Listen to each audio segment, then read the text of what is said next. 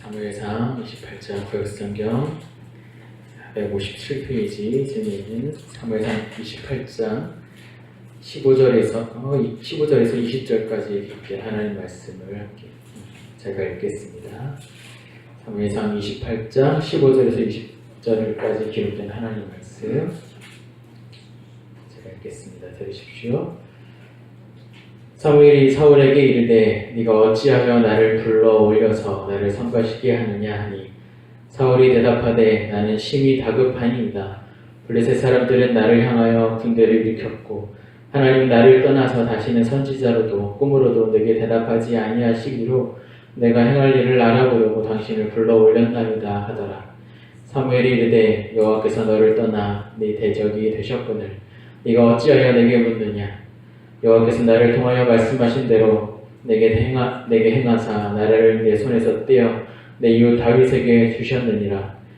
내가 여호와의 목소리를 순종하지 아니하고 그의 진노를 아말렉에 쏟지 아니하였으므로 여호와께서 오늘 이 일을 내게 행하셨고 여호와께서 이스라엘을 너와 함께 블레셋 사람들의 손에 넘기시리니 내일 너와 내 아들들이 나와 함께 있으리라. 여호와께서 또 이스라엘 군대를 블레셋 사람들의 손에 넘기시리라 하는지라. 사울이 갑자기 땅에 완전히 엎드려지니 이는 사무엘의 말로 말미암아 심히 두려워하며 또 그의 기력이 다하였으니 이는 그가 하루 밤낮을 음식을 먹지 못하였습니다. 아멘.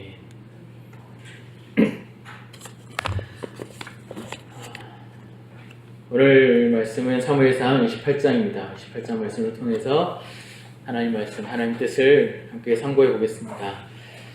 28장은 사울의 이야기입니다. 사울의 이야기.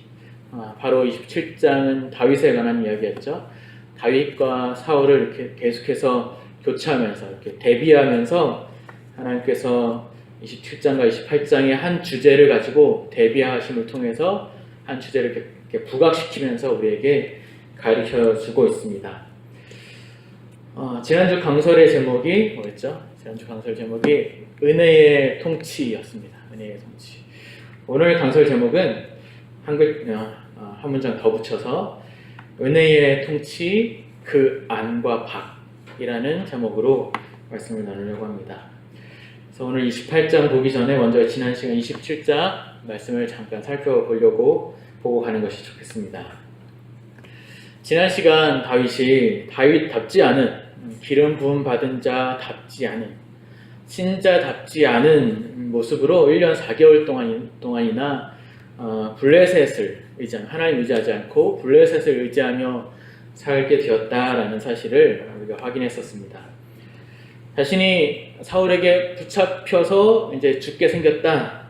그렇게 해서 두려워서 하나님께 묻지도 않고 따지지도 않고 도움을 구하지도 않고 그저 합리적인 자기 판단과 자기 지혜로, 자기 힘으로만 자기 스스로의 길을 결정하고 이렇게 시행해 나갔죠.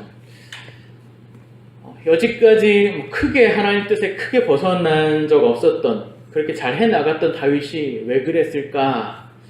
우리는 당황스러워하지 않을 수가 없었습니다. 마치 그동안 이렇게 우리에게 보여줬던 다윗의 그 믿음이 거짓이었나? 아니면 외식이었던가? 이런 의심을 가질 수도 있지만 아니요, 그렇지 않았습니다. 다윗의 믿음은 시간 속에서, 고난 속에서 자라가고 있었고 더욱 단단해져 가고 있었던 것은 사실이었습니다. 만약에 그 믿음이 거짓이었거나 외식이었다면 그간의 다윗이 이렇게 종종 기록해서 우리에게 알려주었던 시편의 말씀은 다 거짓말이라는 뜻이 되잖아요. 그러니까 그러면 이제 시편 말씀이 성경에 기록되어서는 안 되겠죠. 다윗의 진실한 고백이었기 때문에, 그것이 하나님 뜻에 부합했기 때문에 성경에 기록된 것이었습니다. 그런데 왜 갑자기 다윗은 이런 실망스러운 모습을 우리에게 보였는가? 그 실망스러운 모습을 왜 성경에 하나님께서 기록하셨는가 하는 것입니다.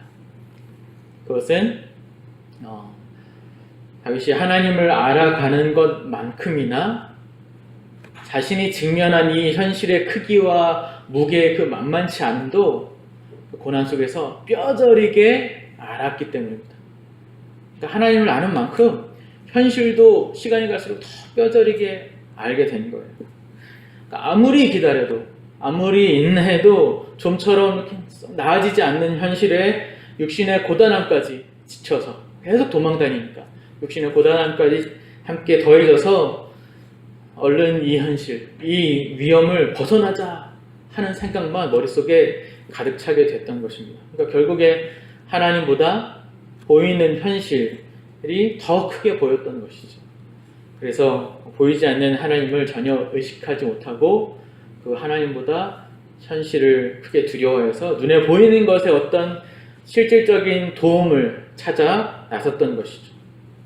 그래서 이제 자기를 도와줄 만한 것이 무엇인가 합리적인 판단으로 블레셋밖에 없겠구나 해서 블레셋의 도움을 받아서 자기 필요를 위해서, 자기 필요를 채우기 위해서 살인을 일삼고, 하나님이 허락하지 않는 살인을 일삼고 약탈을 하고 또 자기 생명을 계속 존속하기 위해서 거짓말도, 비겁한 거짓말도 하면서 그렇게 살아갑니다. 이해가 안 되는 모습이죠. 그런데 우리가 성경 보면서 더 이해가 되지 않았던 것은 무엇이었나요? 다윗이 이해가 되지 않았던 모습도 마찬가지지만 우리는 성경을 보면서 자연스럽게 하나님을 이해하지 못하는 느낌도 받았습니다. 다윗이 그 엄청난 그 비상식적인 믿음 없는 실망스러운 짓을 하고 있는데 성경은 다윗에 대해서 아무런 기적이나 훈계도 하지 않고 그냥 넘어가고 있다는 것입니다. 그냥 넘어가고 있어요. 아니 오히려 더 다윗에게 유익이 되고 이스라엘에 유익이 되는 결과물로 하나님께서 계속 준비하고 그렇게 허락하고 계신다는 것을 우리가 보게 됐습니다. 그러니까 원래 유다 지파에게 주었던 시글락을 중간에 블레셋에게 뺏겼는데 이 다윗을 계기로 시글락을 다시 도로 찾아오게 되고 그런 등등의 유익을 하나님께서 이스라엘의 이 못남, 다윗의 못남을 통해서도 하나님께서 유익으로 돌려 갚아 주십니다. 뭐 때문이라고 그랬죠? 왜 그러신다고 그랬죠? 그것은 하나님 자신이 어떠한 분이시며 하나님 자신의 통치 방식을 왕이 될 다윗에게 그리고 지금 우리에게도 가르쳐 주시기 위함이라는 거죠. 선으로 악을 이기라 라고 말씀하신 그 하나님이, 우리에게 교훈하신 그 하나님이 자신이 직접 선으로 악을 이기는 것을 본으로 보여주심으로 자신의 사랑과 긍휼을 닮으라 우리에게 이렇게 말씀해 주신 것이죠. 그리고 또 아무리 훌륭한 사람, 아무리 훌륭한 천하의 다윗이더라도 사람 스스로는 하나님의 뜻을 이룰 수 없고 하나님의 약속을 근거로 한 은혜의 통치와 또 합력하여 선을 이루시고야만은 그 하나님의 지혜와 섭리로 말미암아 기어코 하나님은 자신의 뜻을 이루시며 완성하신다 라는 것을 우리에게 가르쳐 주시고자 했었습니다. 27장에서. 그러니 누구에게든지 무엇에든지 오래 참고 기다릴 줄 알며 때로는 넉넉히 넘어갈 줄 아는 관용이 필요하다라는 것을 우리에게 교훈해 주셨습니다.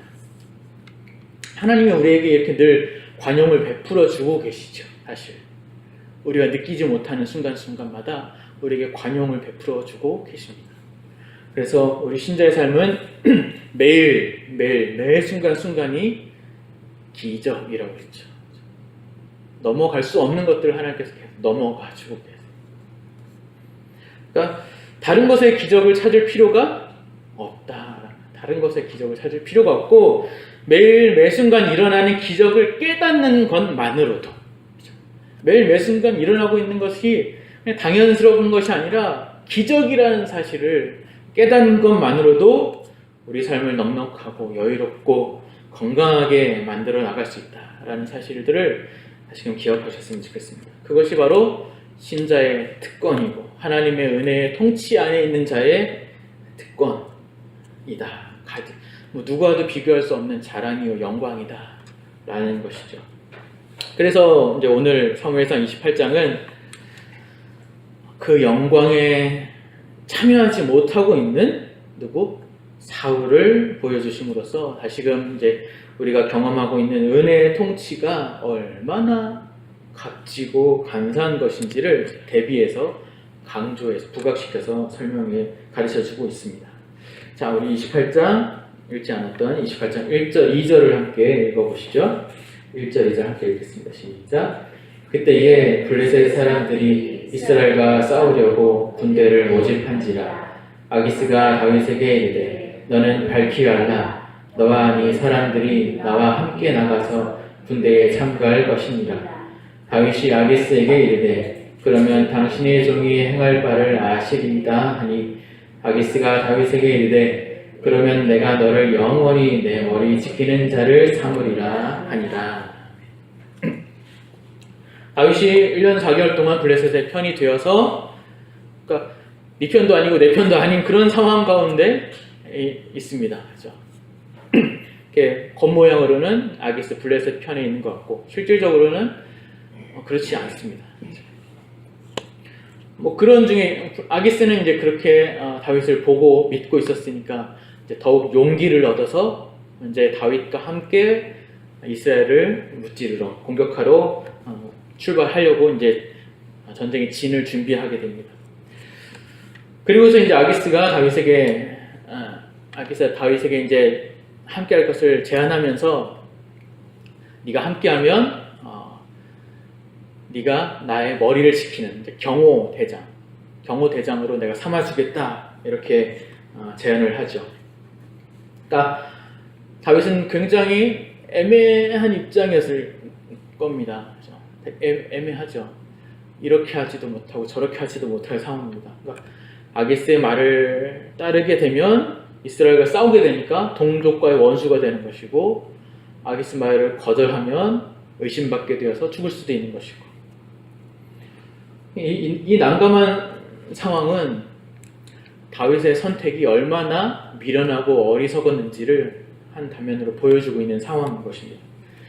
그러고 나서 이제 3절에서 사울의 모습을 딱 이제 화면을 전환해서 사울의 모습을 설명해 주고 있습니다. 3절 우리 함께 읽어보겠습니다. 한두 시작. 사무엘이 죽었으므로 온 이스라엘이 그를 두고 슬피 울며 그의 고향 라마에 장사하였고 사울은 신접한 자와 박수를 그 땅에서 쫓아내었더라. 사무엘이 죽고 나서 사울이 뭘 했다고요? 이스라엘 내에 있는 신접한 자들과 박수무당들을 다 쫓아내었다고 합니다. 미신적인 활동들을 다 금했던 거예요. 그러니까 성도님들 중에 그런 것들을 한번 경험해 보신 적 있습니까? 신접한 자들이나 박수무당을 경험해 보신 적 있나요? 시골에 사신 분들은 경험해 보실 수도 있고, 아니면 뭐 유명한 점집에 혹시 신앙이 없었을 때 찾아가 보셨거나, 신앙이 있었을 때 찾아가 보신 분은 없겠죠, 설마. 아니면 신앙이 있었을 때 우리 기독교회에서도 그런 것들이 있어요. 우리 기독교회에서 교회 안에서도 어떤 신비한 능력, 신비한 은사를 가지신 분이 있다고 하는 그런 교회가 있어서 그런 분이 기도하면서 이제 막 영혼과 영혼을 중개해주는 그런 역할을 해주기도 하고 예언을 하는 역할을 해주는 사람들도 있기도 합니다. 혹시 그런 경험을 해보신 분들이 있으신가요? 저는 있습니다. 저는 그런 교회에 있었어요. 신학을 하기 전에 신학을 하면서 하고 이렇게 탁 벗어났죠. 그렇게 이승과 저승 혹은 영혼과 영혼 사이를 중개해주는 역할을 하는 사람을 조금 유식한 말로 뭐라고 그러냐면 샤먼이라고 합니다. 샤먼. 우리나라 말로는 무당인 거예요. 샤먼. 우리나라 말로는 무당. 그래서 그러한 것이 실제로 존재한다라고 믿고 그것에 열심을 기울이면서 종교적인 성격을 열심을 갖는 그런 성격, 그런 열심들을 가리켜서 뭐라고 하냐면 샤머니즘이라고 합니다. 얼마 전에 이제 영화 곡성에서도 그런 이제 박수무당들이 나오고 있고 신접한 자들이 나오고 뭐 종종 그런 영화들이 많이 나와요. 드라마도.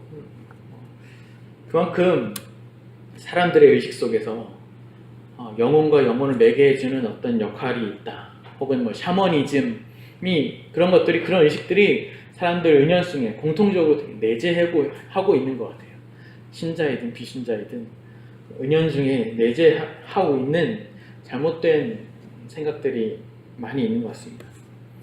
그런데 오늘 이 사울이 다윗이 아니라 사울이 이 신접한 자와 박수무당을 내쫓았다는 거예요. 잘한 건가요? 못한 건가요? 잘한 거죠. 웬일로 사울이 그런 일을 했을까요? 웬일로? 그 이유는 그렇게 한 것이 바로 이스라엘의 율법이었기 때문에 그렇게 한 것이었습니다. 1차적으로는 이스라엘의 율법. 레위기와 신명기에서 계속해서 강조하고 있는 말씀이 한번 찾아보실까요? 레위기 19장 이런 말씀이 있습니다.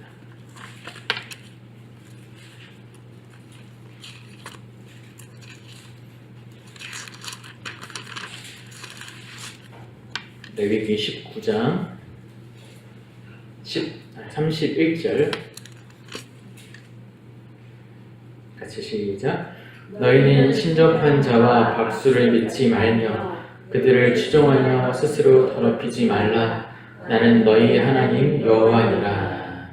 그리고 20장 이렇게 6절 7절 한번 읽어보겠습니다. 시작. 적신한 자와 박수무당을 음란하게 따르는 자에게는 내가 진노하여 그를 그의 백성 중에서 끊으리니 너희는 스스로 깨끗하게 하여 거룩할지어다. 나는 너희의 하나님 여호와니라. 27절입니다. 27절 시작. 남자나 여자가 접신하거나 박수무당이 되거든 반드시 죽일지니 곧 돌로 그를 치라. 그들의 피가 자기들에게로 돌아가리라. 이스라엘에서 접신하거나 박수무당이 된 사람이 있으면 어떻게 죽이라고요? 돌로 쳐 죽이래요. 물론 이 율법을 지금 현 시대에 그대로 끌어와서 이제 적용해서 신접한 사람들, 귀신 들린 사람들 혹은 뭐 예언하는 사람들 뭐 이런 사람들 다 잡아가지고 돌로 쳐 죽이면 안 되겠죠. 율법을 그대로 적용할 수는 없지만 이 율법의 의도와 정신만큼은 현대에도 반드시 지켜져야 한다는 것입니다. 반드시 지켜져야 합니다. 그만큼 하나님이 굉장히 싫어하시는 것입니다. 죄악이라고 해요. 신접한 자, 영혼과 영혼을 중개하는 자. 그러니까 사울이 그렇게 신접한 자들과 박수무당을 다 쫓아냈던 것만큼은 대단히 잘한 일이었습니다. 그런데 사울은 율법이 자신이 믿는 하나님의 말씀이었기 때문에 순종하는 마음으로, 하나님의 영광을 위해서 순종하는 마음으로 한 것이 아니라 다른 이유 때문에 한 것으로 보여집니다. 왜냐하면 본문을 보시면 사무엘이 죽자 그 일을 했다고 하는 것. 사무엘이 죽자 그 일을 했다고 하는 것. 사무엘 죽기 전에 한 것이 아니라 사무엘이 죽자 그 일을 했다고 하는 것. 그리고 좀 이따가 살펴보시면 아시겠지만 자신이 필요하니까 이 신접한 자를 직접 찾아 나선 것으로 봐서 정치적인 책략으로 그렇게 합니다. 정치적인 책략. 아마도 백성들이 다 좋아했던, 다 존경하고 따랐었던 그 사무엘을 나도 좋아한다. 나도 존경한다. 그가 기뻐했던 것, 그가 좋아할 만했던 것을 나도 한다. 나도 이토록 하나님을 열심히 섬기는 자이다. 라고 종교적으로 보여주고 싶었던 것이죠. 사울은 하나님을 믿지 않았습니다. 사울이 믿음을 가지고 있지 않았다는 것을 성경이 계속해서 우리에게 확인시켜주고 있기 때문입니다. 다시 사무엘상 본문에 오시면 4절 5절 28장 4절 5절 함께 읽어보겠습니다. 시작. 블레셋 사람들이 모여 수넴에 이르러 진침해 사울이 온 이스라엘을 모아 길보아에 진쳤더니 사울이 블레셋 사람들의 군대를 보고 두려워서 그의 마음이 크게 떨린지라. 이스라엘을 쳐들어오려고 진을 친 엄청난 블레셋 군대를 보고서 사울의 마음이 어땠다고요? 사울의 마음이 두려워서 그의 마음이 크게 떨렸다는 거예요. 그냥 긴장한 정도가 아니라, 그냥 조마조마한 긴장한 정도가 아니라, 원문을 좀 더 바르게 해석하면 두려움에 사로잡힌 상태를 말하는 겁니다. 사로잡힌 상태. 벌벌 떠는 거예요. 자기가 도저히 이길 수 없는 공포에 질려 있는 겁니다. 그렇게 두려움에 휩싸일 때 우리는 어떻게 하는 것이 옳을까요? 우리라면 어떻게 하는 것이 옳을까요? 그 두려움에 휩싸일 때 하나님을 찾아야죠. 하나님을 찾아야죠. 사울도 하나님을 찾습니다. 6절 읽어볼까요? 시작. 사울이 여호와께 묻자오되 여호와께서 꿈으로도 우림으로도 선지자로도 그에게 대답하지 아니하시므로. 하나님을 찾긴 찾습니다. 하나님을 찾는데 하나님이 응답하시지 않습니다. 이미 하나님은 15장 말씀에서 사울을 버리셨다 그랬어요. 하나님 사울을 떠나셨다. 버리셨다. 그래서 하나님은 사울에게 아무런 대답을 해주시지 않습니다. 그 어떤 방법으로도 대답해 주시지 않습니다. 그러면 하나님이 응답해 주시지 않으시면 우리라면 어떻게 해야 될까요? 하나님이 응답해 주시지 않으세요. 기도하고 하는데도 응답해 주시지 않으세요. 그와 관련된 어떤 지혜나 뭐 이런 것들을 주시지 않으세요. 그러면 어떻게 해야 되겠습니까? 하나님 없나 보구나. 이렇게 개종해야 될까요? 아니죠. 하나님께 매달려야죠. 계속해서 기다려야죠.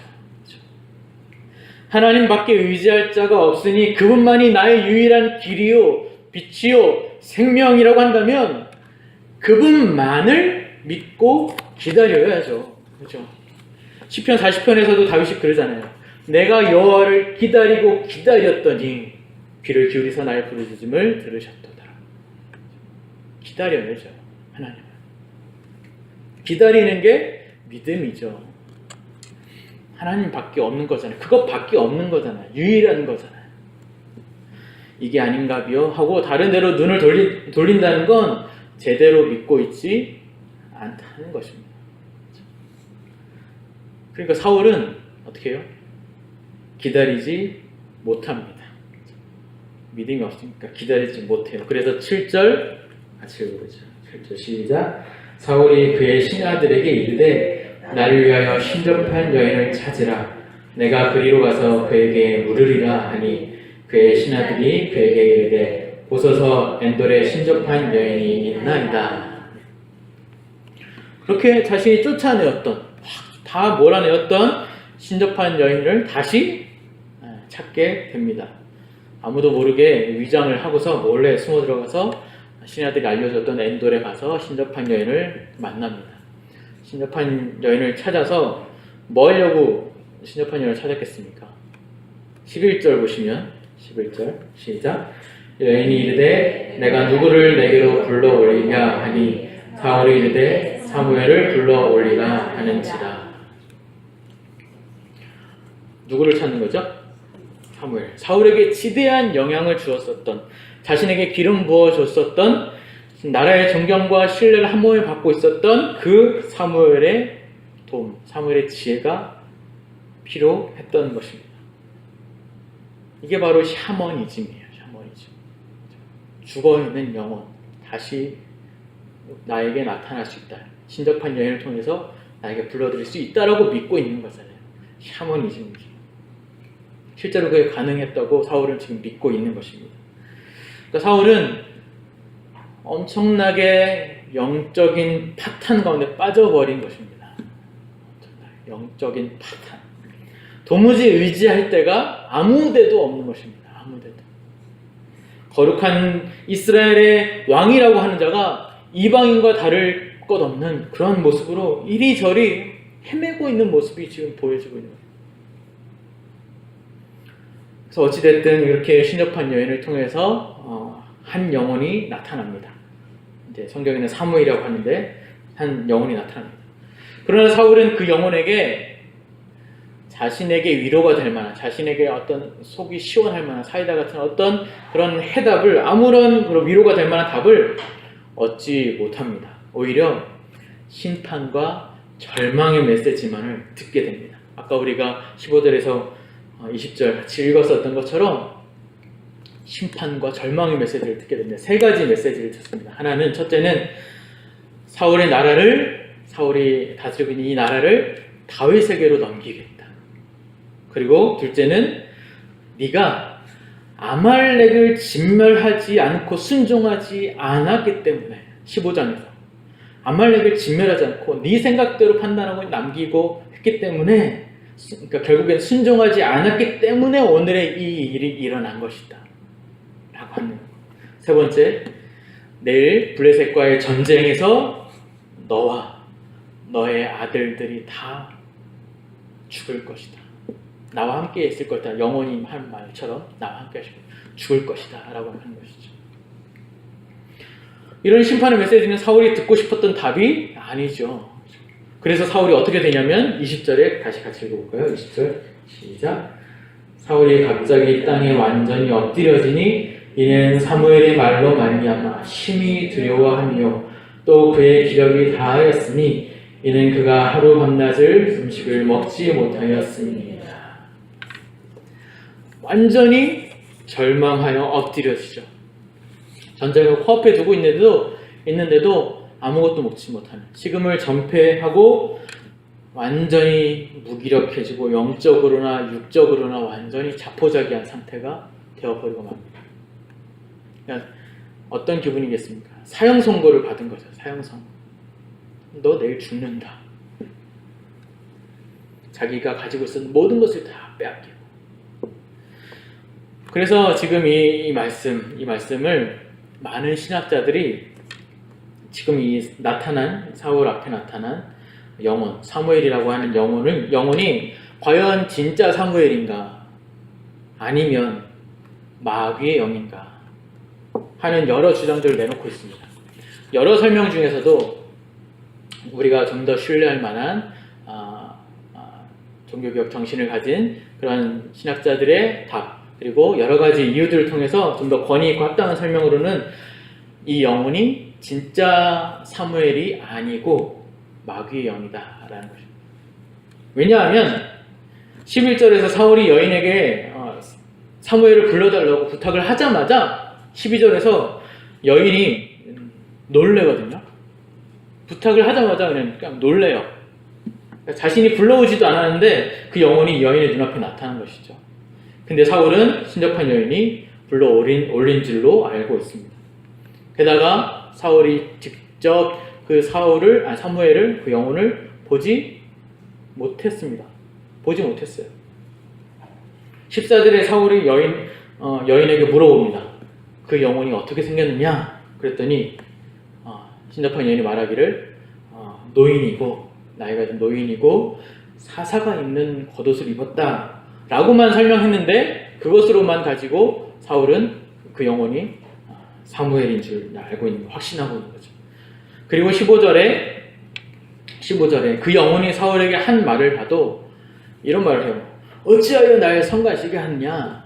그리고 16절에 어찌하여 내게 묻느냐? 라고 막 짜증을 부리는 거죠.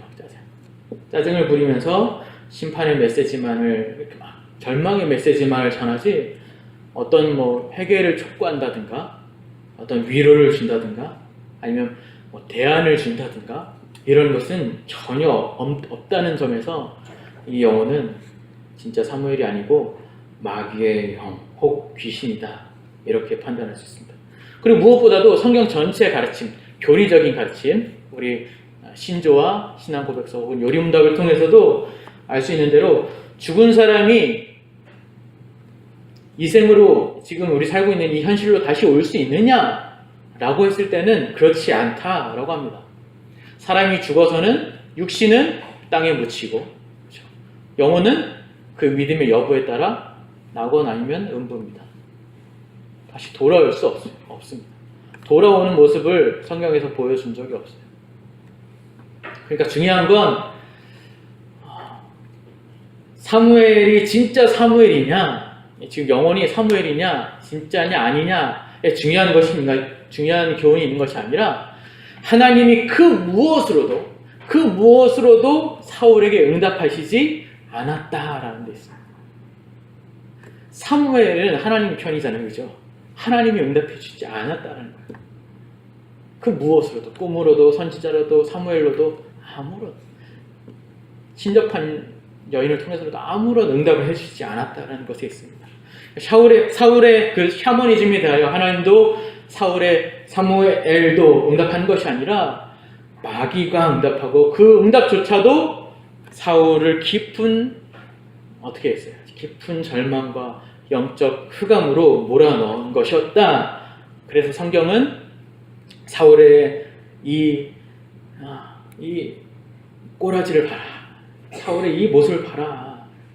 사울의 이 지경을 봐라. 이 비참하지 않느냐? 라고 우리에게 지금 드러내 보여주고 있는 거예요. 그것이 오늘의 이 사건에서 중요한 우리가 봐야 할 포인트입니다. 사울의 이 꼬라지를 봐라. 얼마나 비참하냐. 하나님이 버린 자, 즉 하나님을 온전히 신뢰하지 못하고 말씀에 순종하지 않을 뿐만 아니라 자기 유익을 위해서 하나님을 이용하려고만 하고 마음이 굳어져 감각 없는 자가 되어서 자신이 무슨 죄를 저지른지도 모르고 자신을 방탕에 방임하여 모든 더러운 것에 욕심으로 행하는 자의 종말이, 그의 마지막이 어떠한지를 지금 보아라.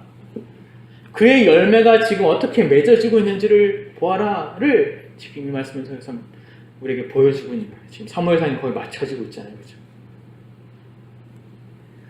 바로 은혜의 통치 안에 있는 자와 은혜의 통치 밖에 있는 자의 다름이 지금 무엇인가 하는 것을 보여주고 있는 거예요. 바로 앞전에 다윗의 모습, 은혜의 통치 안에 있는 다윗의 모습, 그리고 28장에서 대비하여 은혜의 통치 밖에 있는 자의 사울의 모습을 다 보여주심으로 무엇이 다른가 하는 것을 보여줍니다. 무엇이 다른가요? 다윗은 그의 연약함과 죄악에도 하나님께서 유익한 결과를 맺도록 하십니다. 다윗이 아무리 못나 보여도, 아무리 못난 생활을 하더라도 하나님은 다윗을 그냥 넘어가 주시고 오히려 유익한 결과를 맺도록 하십니다. 하지만 사울은 무엇을 하든지 간에 무익하며 무엇을 하든지 비참한 결과를 맺는다는 것에 이 다름이 있습니다. 이것에 대하여 우리 잘 아시는 요한복음 15장에서는 이렇게 말씀하여 주고 있습니다. 요한복음 15장 함께 찾아보겠습니다. 요한복음 15장 3절에서 7절까지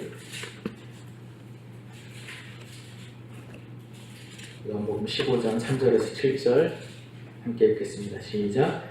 너희는 내가 일러준 말로 이미 깨끗하여졌으니 내 안에 거하라. 나도 너희 안에 거하리라.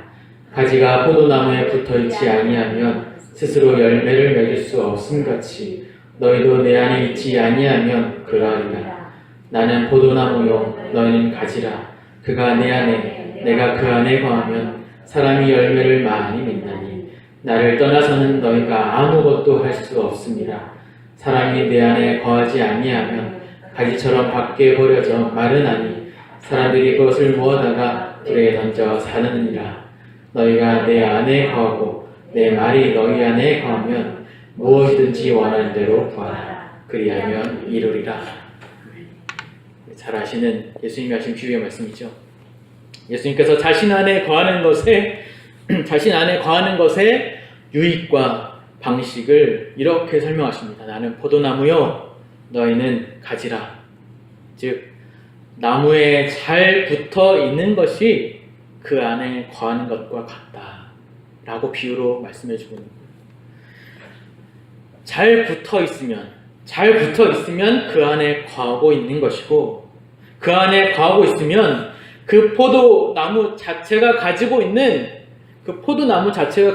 영양분과 모든 에너지가 그대로 공급되어서 뭘 맺어요? 가지에서 열매가 맺어지는데, 혹 붙어있는 것처럼 보이지만 잘 붙어있지 않는 가지로 있을 수 있다. 그 가지는 열매를 맺을 수 없을 뿐만 아니라 열매를 맺지 못하여 제거당하고 말라서 버려지고 불에 던져져 그저 땔감으로 밖에 쓰이지 못한다 라는 것이죠. 잘 붙어있는 자와 제대로 붙어있지 못한 자의 차이가 바로 이것입니다. 잘 붙어있는 자와 붙어있는 것 같지만 붙어있지 않은 자, 차이가 바로 이거예요. 나무가 공급해주는 유익을 받아서 열매를 맺느냐, 그렇지 않으면 열매를 맺지 못하고 밖에 버려지고 마느냐의 차이인 것입니다. 그런데 이 열매 맺음은 가지가 어떻게 하느냐에 따라 달린 것이 아닙니다. 가지가 어떻게 하느냐에 따라서 달린 문제가 아니라, 가지가 이렇게 매달려 있어야 열매를 맺는 것이 아니라, 가지는 스스로 어떻게 할 수 없는 존재예요. 스스로 영양분을 만들어낼 수 있는 존재도 아니고. 그래서 5절에 나와 있는 것처럼 그저 포도나무에 그냥 잘 붙어있는 이유 하나만으로, 잘 붙어있다라고 하는 그 이유 하나만으로 이 가지는 열매를 많이 맺을 수밖에 없게 된다고 성경은 말씀하고 있습니다.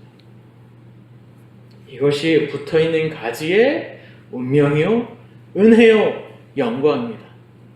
붙어있는 자의 영광, 은혜라고. 다윗이 그랬죠. 지금 다윗이 그런 겁니다. 다윗은 하나님이 붙들어 맨 자였습니다. 붙들어 맨 자. 사도행전에서 말씀하셨듯이 하나님께 합한 자라고 했잖아요. 지금 개역 개정에는 하나님 마음에 맞는 자라고 했지만 개역 한글 버전에서는 하나님께 합한 자라고 했죠. 하나님 마음에 합한 자라고 하셨던 건 바로 그런 의미예요. 다윗이 뭘 잘해서 남들과 다른 무엇인가 있어서 남들과 다른 어떤 특별한 사람에서 하나님 마음에 합한 자라고 했던 것이 아니라 하나님이 그렇게 정하신 사람이라는 것입니다. 정하신 사람.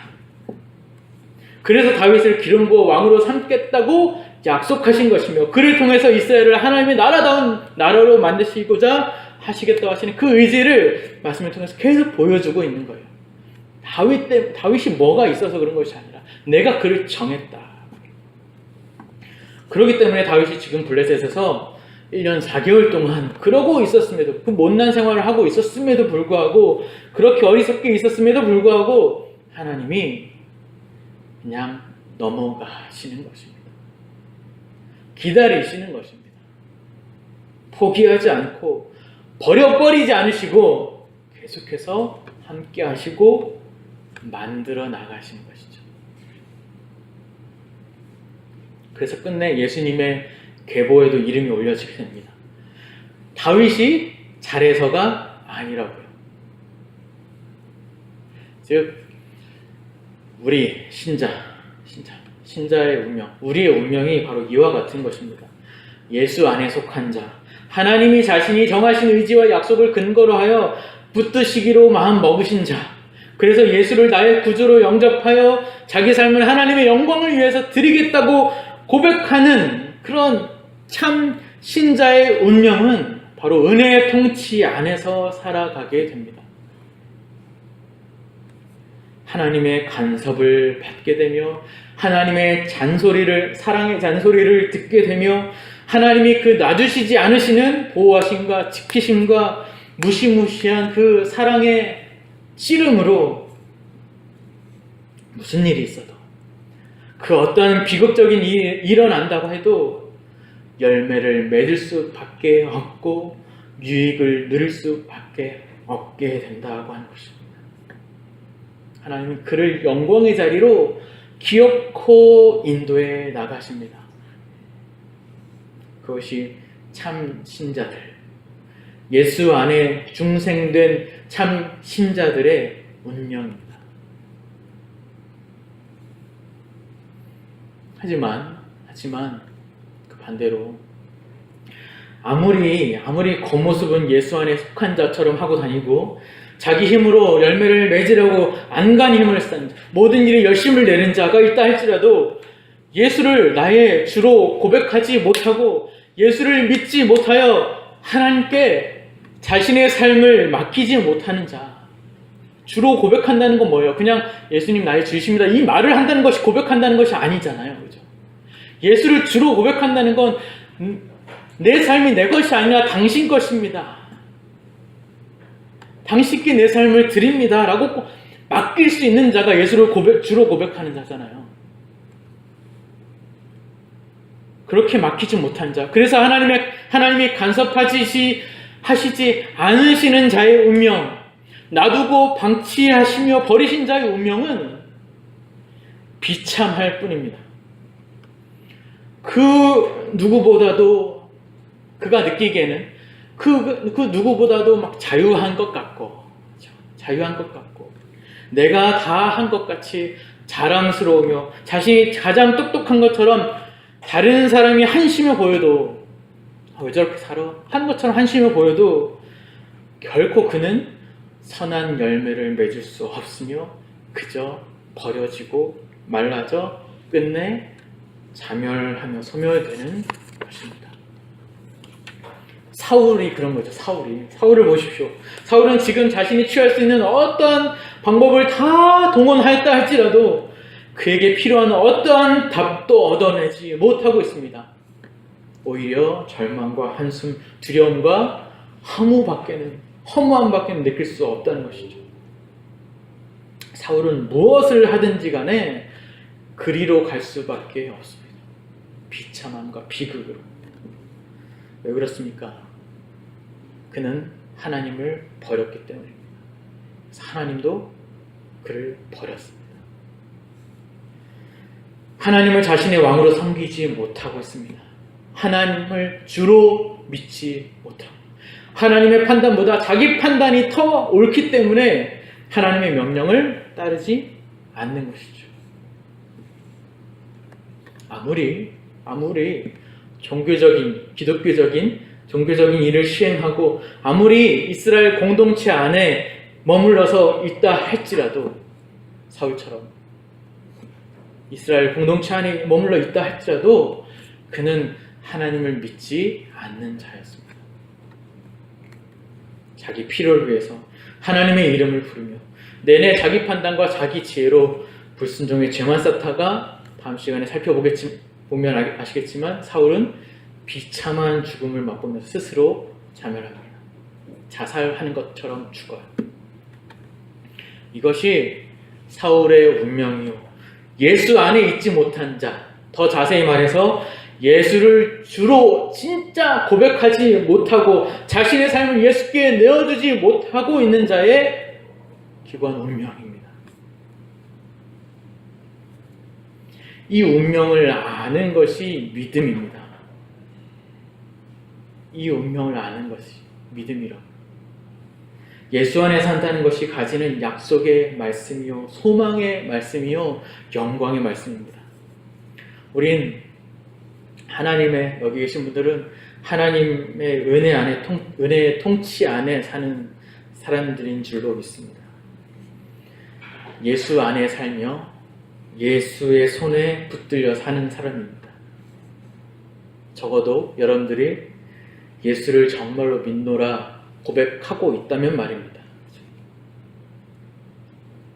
예수를 정말 믿으시죠? 하나님을 정말 믿으시죠? 그렇다면 날마다 죄의 유혹에 넘어지는 나를 보며 나 같은 것이 어떻게 쓰임받나 하고 자책할 필요가 없습니다. 정말 예수를 믿는다면, 정말 예수를 주로 고백한다면 나 같은 것이, 이 못난 사람이 어떻게 하고 자책할 필요가 없다고. 자격과 조건으로 하나님이 쓰시지 않습니다. 자격과 조건 때문에 하나님께서 함께 하시지 않습니다. 그리고 이 험하고 악한 세상, 언제 어디서 무슨 일이 벌어질지 못한 이 악한 세상에서, 무시무시한 세상에서 두려워할 필요가 없습니다. 그렇죠?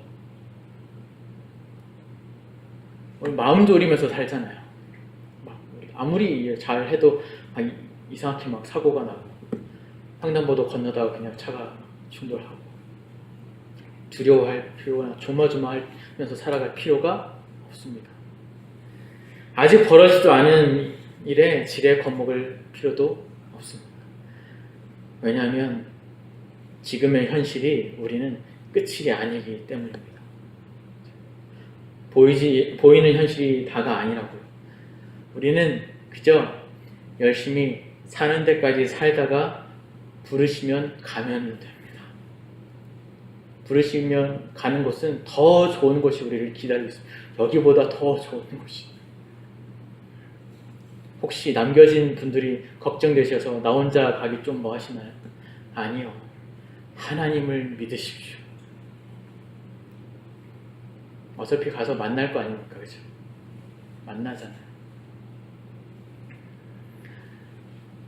걱정이 심하면 욕심이 생기고, 두려움이 심하면 의심과 불안으로 인하여 죄밖에 안 짓습니다.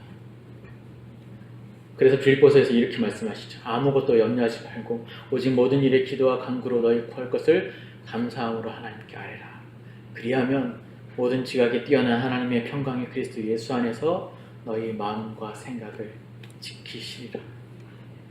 우린 그저 감사의 마음으로 온전한 신뢰로 기도하면 됩니다. 배우고 받고 듣고 본 바를 행하며 살아가기만 하면 됩니다. 그리하면 평강의 하나님이 우리와 항상 함께 하신다고 빌립보서 4장 말씀에서 계속해서 가르쳐 주고 있습니다. 19세기의 영국의 청교도 신학자 이안 머레이라는 분이 이렇게 그리스도인에 대해서 이렇게 정의합니다.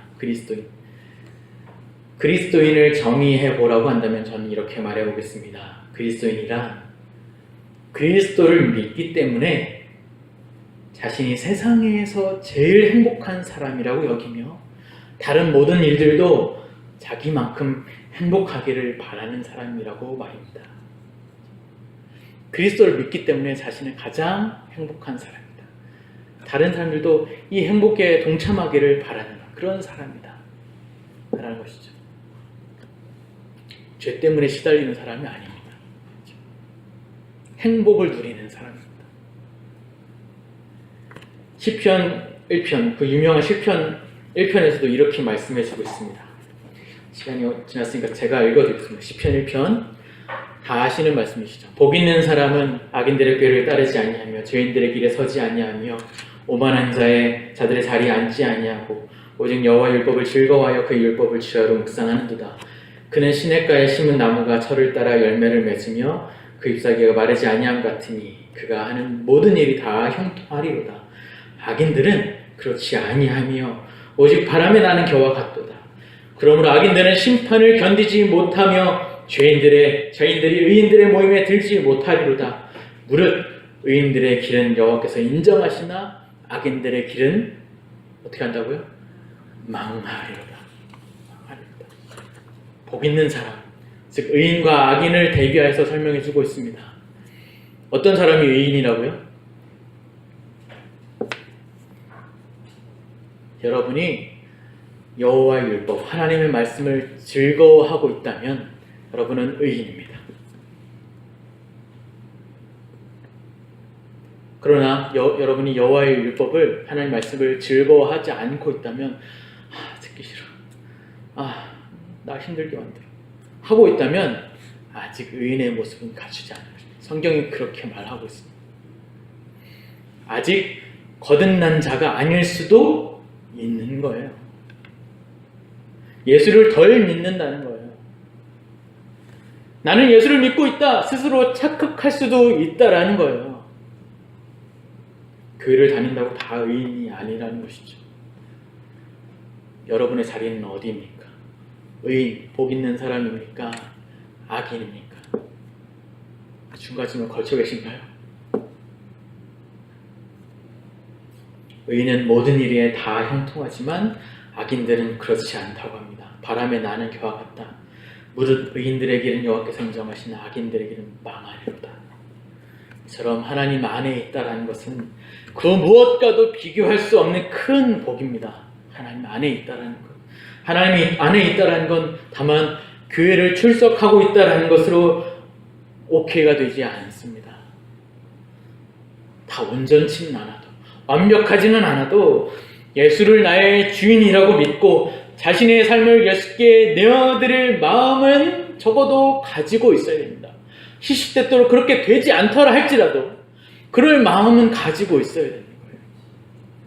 하나님을 이용해 먹고 하나님 머리 위에 있는 자가 아니라 하나님의 말씀을 듣는, 그분의 말씀을 들어야 하는 자리 가운데 있어야 되는 것입니다. 그 운명의 가치와 영광을 아시고 믿어야지만 이 약한 세상을 능히 이길 수 있습니다. 하나님께로부터 난 자마다 세상을 이기는데 세상을 이기는 승리는 이것이니 우리의 믿음이니라 라고 말씀하고 있습니다. 예수 안에 있으면 막 살아도 됩니다를 말씀하고 있는 거 아니라는 거 아시죠? 하나님의 은혜를 진정으로 아는 자는, 진정으로 고백한 자는 그럴 수 없습니다.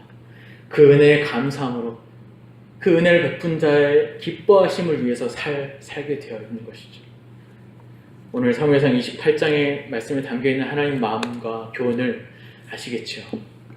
하나님을 떠나서는 아무것도 할 수 없으며 스스로의 어떠한 노력도 아무 쓸모가 없다라는 것, 오히려 비극만을 경험하게 된다라는 것입니다. 어찌 보면 지금 우리는 비극적인 이 세상 가운데 속해서 살고 있습니다. 그렇죠? 하지만 하나님은 이 비극 속에서도 하나님이 택하신 하나님의 백성들을 위한 자신의 자비와 긍휼을 멈추시지 않는다는 것에 우리의 놀라움과 희망과 감사가 있습니다. 이제 다윗을 회복시키시고 이스라엘을 만들어 가실 하나님을 우리는 계속해서 보게 될 겁니다. 그러니 예수 안에 살자. 은혜 안에 살자. 은혜 안에 사는 자답게 살자. 순종하자. 기뻐하자. 자족하자. 낙심하지 말자. 조급해하지 말자. 괜한 일에 스트레스 받지 말자를 다짐하시는 오늘 이 말씀이길 바랍니다. 이제 수련회 가면 늘 그래왔지만 수련회 가면 우리 뜻대로 되는 일보다 우리 뜻대로 되지 않는 일들이 참 많이 일어날 것입니다. 의견을 모으는 일들이 많이 일어나기 때문에 내 개인적인 내가 이렇게 생각하는 것이 더 옳은데 이렇게 생각하는 것이 하나님 뜻일 것 같은데 하는 일들을 제대로 이뤄가지 못하는 상황들이 일어날 것입니다. 그렇다 할지라도 여유와 넉넉함을 가질 수 있길 바랍니다. 우리는 은혜 안에 있는 사람들이기 때문에 은혜의 통치를 받아서 아무리 혹 이상한 길로 혹 빠질지라도 다시 하나님 돌려 세우시고 열매를 맺게 하시고 선을 맺게 하실 것입니다. 그 넉넉한 마음을 가지고 수련회에 임하며 여러분의 하루하루를 넉넉히 감당하시기를 바라겠습니다. 기도하겠습니다.